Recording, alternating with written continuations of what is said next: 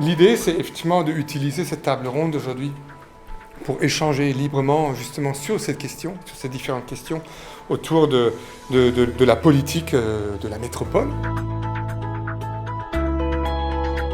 Et nous travaillons dès le départ à une autre échelle, parce que vous avez évoqué des contraintes politiques, il y a des contraintes techniques, des contraintes qui nous sont imposées à nous aussi, qui sont des contraintes politiques, mais à un autre niveau, ou grandes décisions politiques qui ont été prises avec les services de l'État qui imposent quand même beaucoup de choses en termes de densification, de lien urbanisme et transport, 37 maires qui doivent décider ensemble d'un projet commun. Et vous comprenez la complexité qu'il va y avoir à définir un projet commun, c'est que nos intérêts ont tous été divergents. Les uns ont été élus justement parce que ils ont promis de ne pas densifier, alors que les autres ont fait l'inverse. Un promoteur qui vient sur un territoire avec un projet de développement, ce projet de développement, en général, dans les 3/4 du temps, ce projet est conforme à la règle du PLU, c'est-à-dire que réglementairement, ce projet peut aboutir. Et nous, on leur dit, il ne faut pas le faire. Il ne faut pas le faire parce qu'on n'a pas d'école, parce que la voirie n'est pas bonne,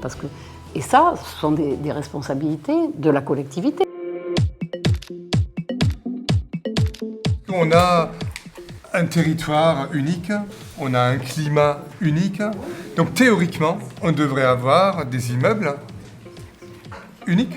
Toutes les entrées de ville se ressemblent sur tout le territoire français parce qu'il y a des centres commerciaux qui sont tous les mêmes, des commerces qui sont tous les mêmes, des zones d'activité qui sont toutes les mêmes, des enseignes qui sont toutes les mêmes, enfin voilà. Il faut changer de dimension aujourd'hui, il faut arrêter dans notre précaré, être à Crignaux, à Saint-Alban, etc. C'est de raisonner métropolitain. Pendant des années, on a fait des zonages. On a zoné.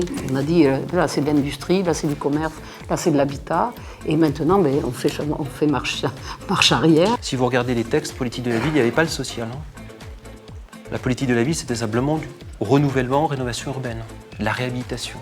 On avait oublié l'humain. Je suis attachée à ce qu'il y ait une bonne adéquation entre un projet d'un promoteur et l'architecte. La capacité à négocier, à écouter et à faire ensemble est primordiale en fait pour tout acte de construire ou de planifier. De la conception jusqu'à la réalisation, jusqu'à la vente, ça se tient.